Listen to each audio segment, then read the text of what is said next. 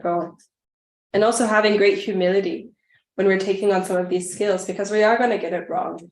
And that's part of the learning. And I really think I've seen it through conversations with leaders across different organizations when we're taking up and that even showing that humility, having a bit of authenticity with your employees also shows them that it's okay to make mistakes because we're all learning.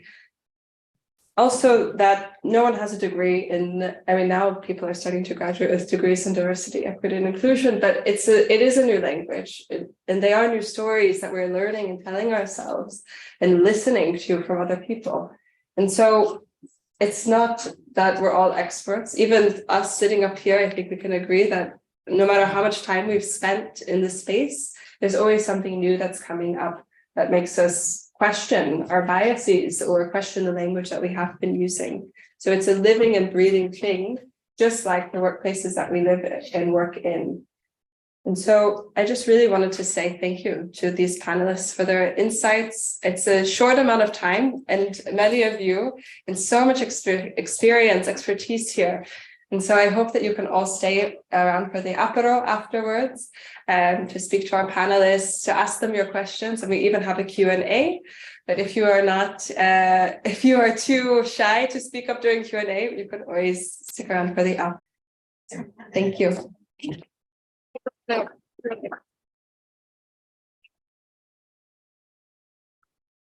Some hands. This was the first hand that I said. I have one real life case from last year where I would like to get new feedback and possibility of collaboration.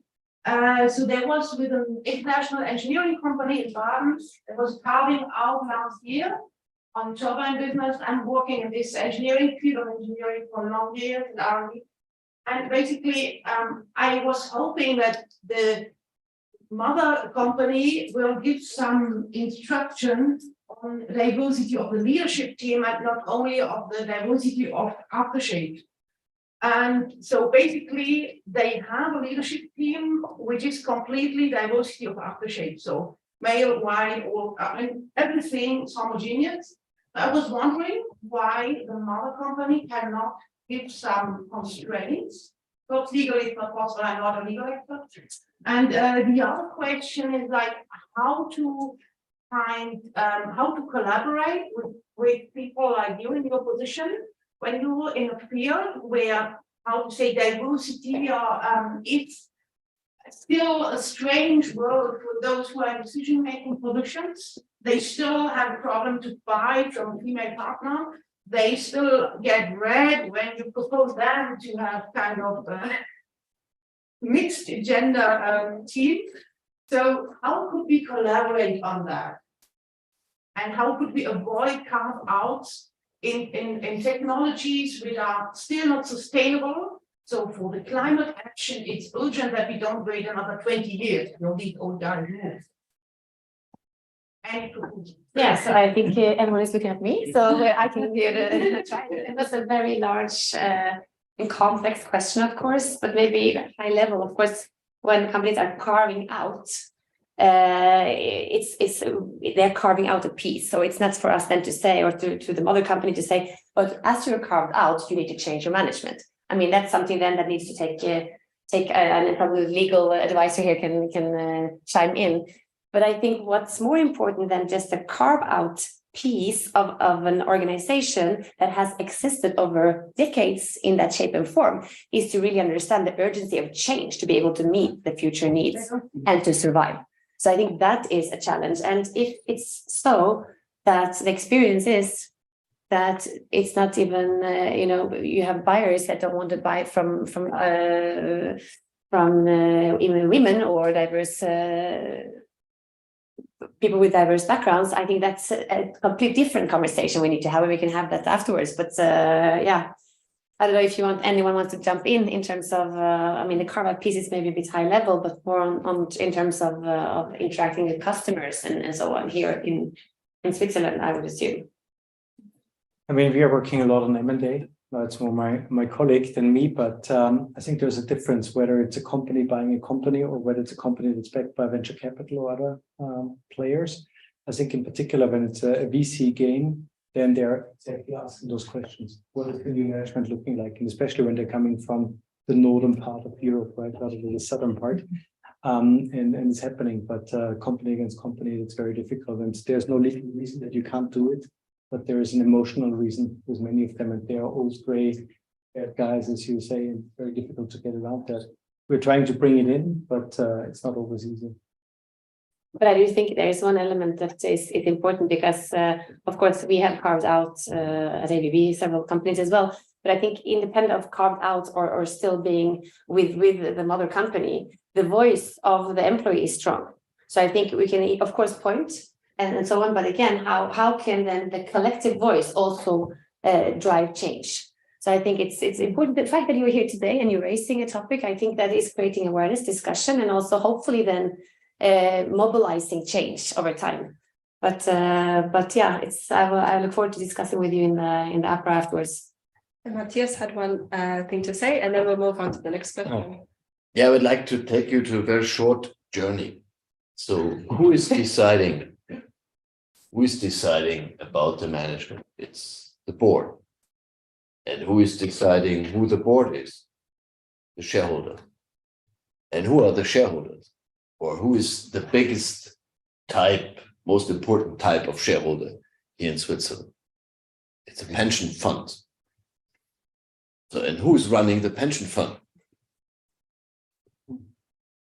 So the question, who is running the pension fund? Pension funds in Switzerland are the only institution, with a parity between employee representatives and employer representatives.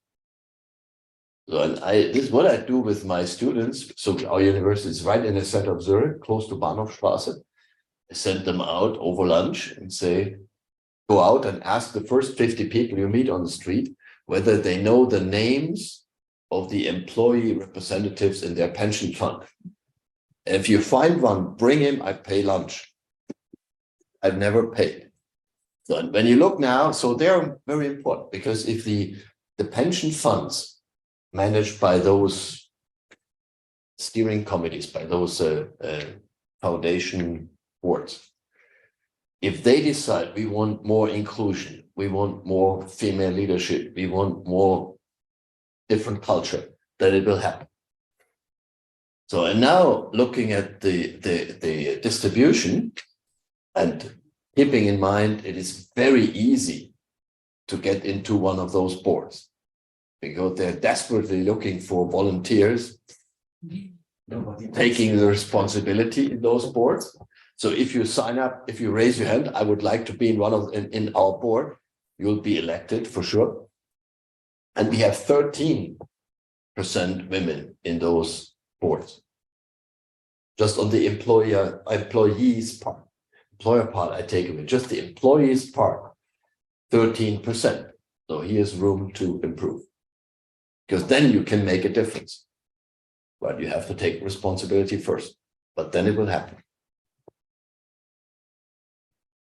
On the back. First of all, apologize for being late. It's just been a bit of a drive for me. I worked for corporate sustainability for a few years, and now I'm an American company, and so D&I is really high on the agenda. So 2 questions, just practically from those of you who work in the, inside of a company, maybe. One, ERGs, how do you make them into the business resource groups? If there's any sort of good practice or example. And the second question is, how is the D&I or whatever the abbreviation correlate with the human rights work in the company? So is it, is it embedded into it? Is it existing as a separate item? And how do you make sure there is a link between them? Does that make sense? So for us, the employee resource groups are employer-led, and it's important that they are employer-led, that it sort of comes from them.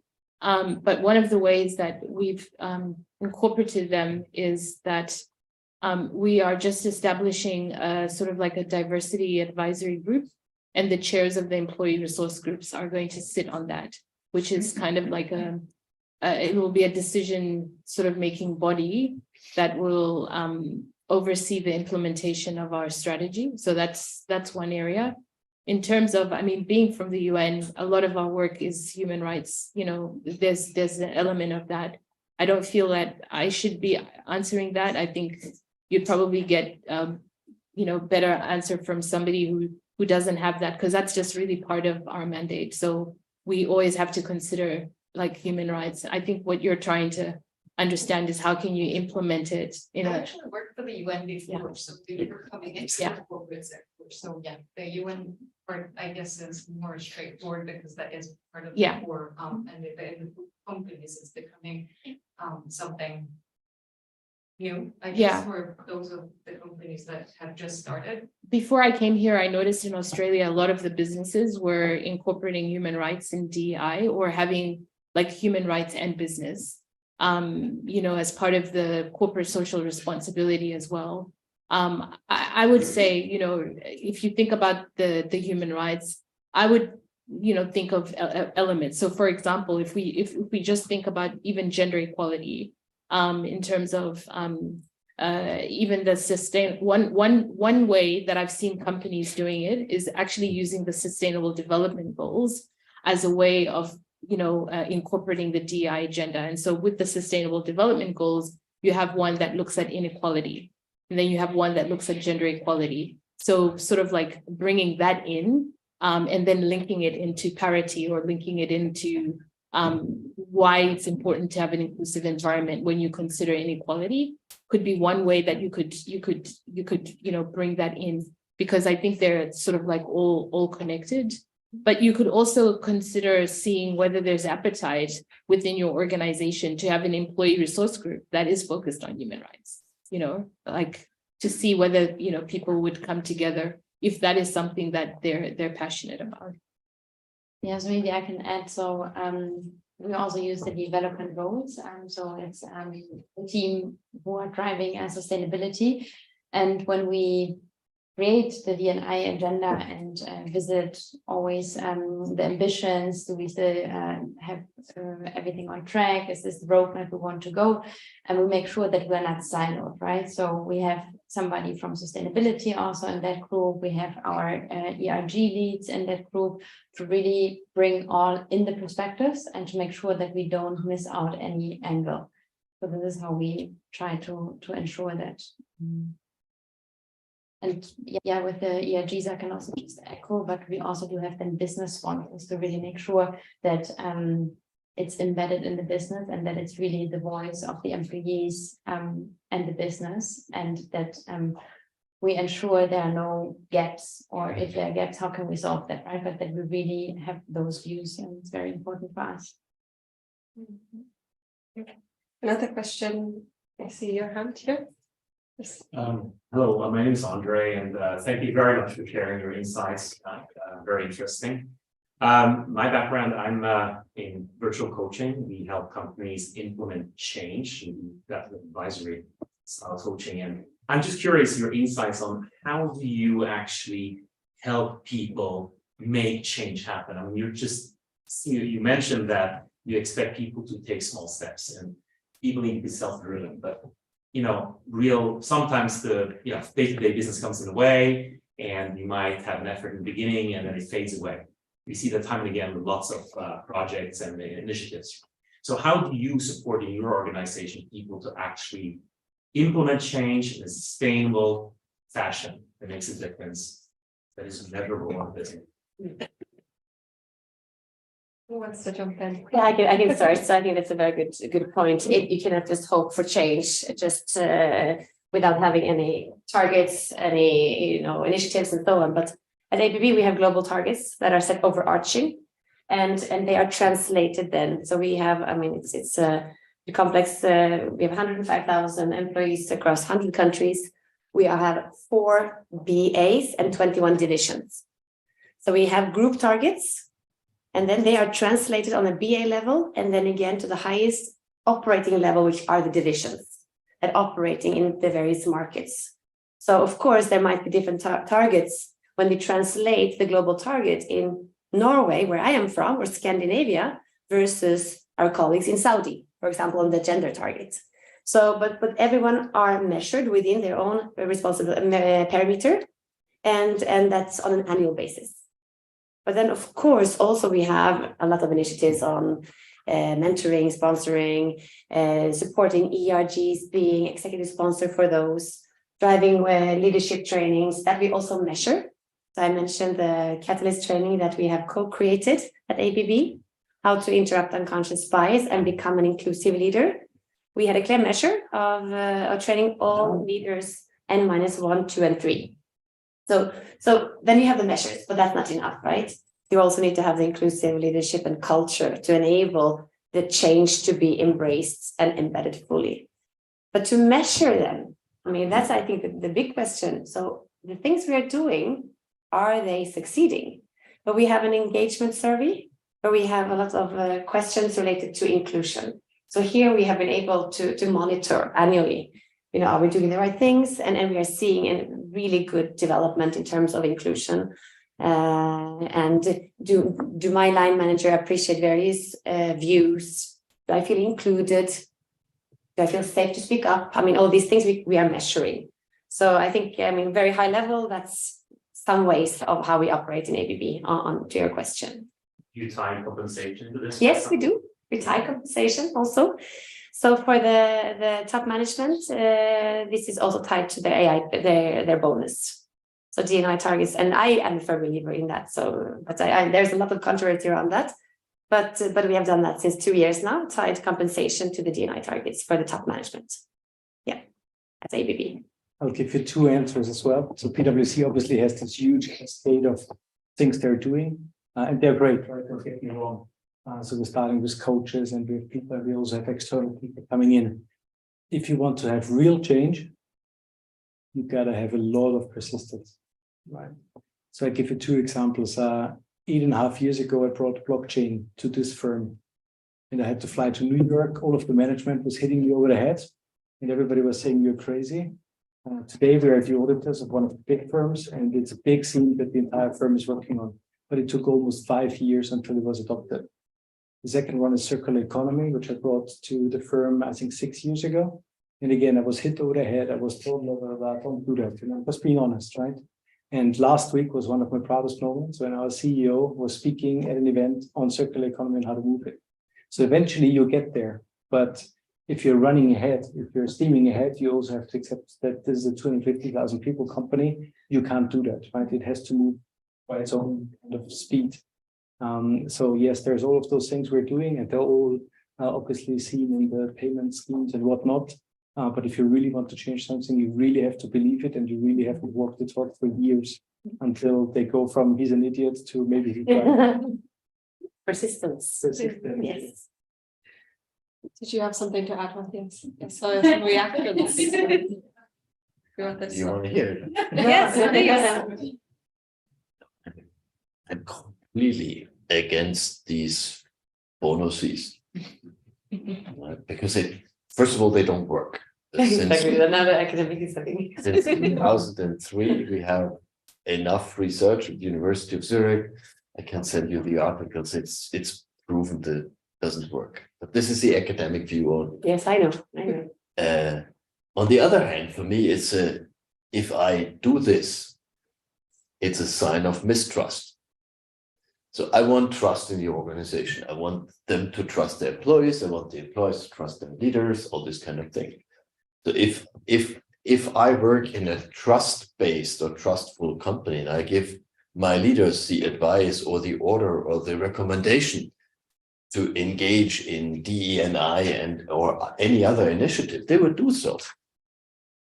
If I link this to a variable pay, that means I don't trust that you will do it. So in order to make sure that you really do it, I'd pay you money for this. So this is a sign of mistrust. Yeah. I wouldn't do that. And then I have to take the business perspective on this one, just in terms of what we put on the agenda, what we also reward our people for is what we put important. So just, I completely hear your view, but putting the business lenses on this one, I mean, what you put on the agenda, yeah. And I would have to support that, because what gets measured gets done. And so, linking it to I can understand, what I often say to a lot of senior leaders when we talk about targets or this performance is, if you don't do anything and just rely on wishful thinking, which you have been doing all these years, is anything going to change? And the answer is always no, because if we really think about diversity, equity, and inclusion, there are so many laws that have been in place for 40, 50 years that speak against, discrimination in the workplace, that talk about the need to have gender parity. All our organizations, even countries, have laws and strategies. Nothing is moving. And so if you don't interrupt, sometimes you just get the same results. So it's not ideal, but sometimes you need that disruption to actually get people to be serious about it. It might not be the best solution, but it is a solution to get people to really think about how serious it is. And so my take on that is, I don't think it's an issue of trust. I think it's also an issue of saying, we really take this seriously enough that we're linking it to a pay, because we're in business and business understands that it's, at the end of the day, we're here whether we're making a profit. So if we link it to something that's important to us, then it also shows commitment. But I know that that's We can Two sides of this coin. Yeah. Yes, I'm seeing some hands in the room, but in the interest of inclusion, I did want to ask. Just one, because it's a Yes. follow-up question of innovation. So like how you can like measure or that D&I brings value to the company from a business perspective. Do you have some examples? I think this then also helps the C-levels to really implement it. Of course, I would do it because it's the right thing to do, and I'm totally with you. We should also have quotas or other things to really do it. Otherwise, only the northern countries are doing it successfully. We are waiting for years. But what do you have some examples? Well, I think the business case and the research shows that. So McKinsey have shown that when you actually have diversity and inclusion at your top leadership, if you have ethnic diversity, 35% more. If you have gender, it's 15% more. And there's so many organizations now that are doing research that are linking to innovation, that are linking to productivity, that are also linking, there's research that shows that when leadership is completely on board, a company can perform 46% better. You have less meetings, but more productivity. So I think a business case around that, and the research shows all of those benefits. And there's a lot of organizations that have done the research to show that there's benefits. So I often say to people, why don't you use that? It's already there. And it's something that business leaders will understand in terms of linking it to the triple bottom line, because that's what businesses are focused on. And it is about performance. So those businesses that take it seriously actually outperform their competitors. So, I mean, that's the business case.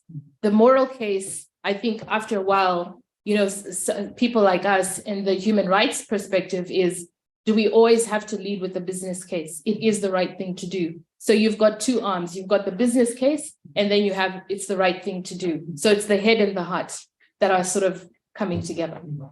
But Kathleen had also lots of research on this one. So maybe you could answer to the question. We do have research on it, and I think that I'm a bit distracted with the time right now. Yeah. So I missed out on your point. Yeah. And I was thinking that with the online, I'm very sorry that we couldn't get to any of your questions if there were some, but we are coming up to the end of our time. So I would love to send you some things after this about that. Can share it with them. Yes, absolutely. And so all of you who have questions that went unanswered, I hope that you have time to ask during the apéro. And otherwise, thank you all for joining. Thank you to our lovely panelists for being here, for sharing your time, for traveling all this distance. And we'll wrap it up here. 1 second, like we would like to vote, or like if you can give a feedback. So if you can scan it and give us a feedback if you like the summit, or how can we improve. Then maybe wait. I will also tell you a bit. So what next? What's the next upcoming events? And of course, first of all, thank you for PwC for hosting us. Thank you very much, Günther. That's very good. So these are the upcoming events. We had the Metaverse Summit this month, and then we have a networking dinner. So you're also welcome to come. So it's not just networking there; it's also a little bit E&I. So it's about mindfulness. So we wanna show also that it's not just profit. So full, and then we have the digital leaders, several startup pitches, the future of mobility, CMO summit, and the sustainable leaders conference. And if you can go back, I think not everybody has been able to scan, so very new. We knew the last word, so she did everything. So it's and together with Andrea, the council. So I said, yeah, of course, I have the list, but Yeah.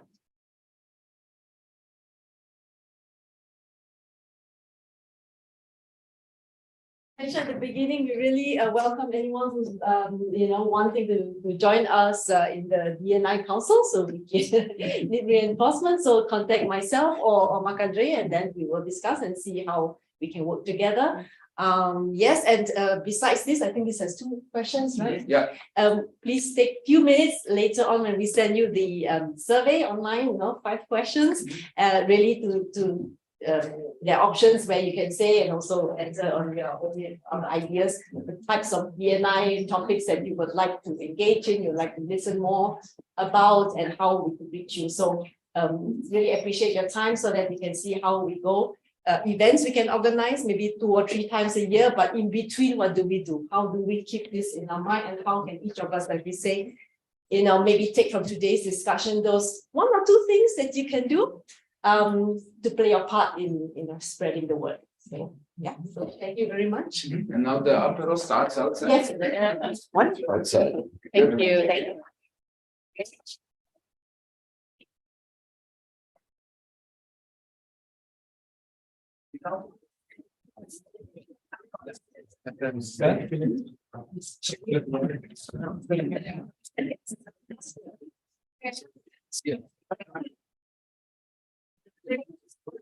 Okay.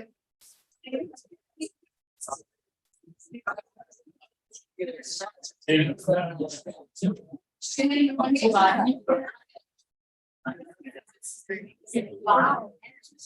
Yeah, I mean,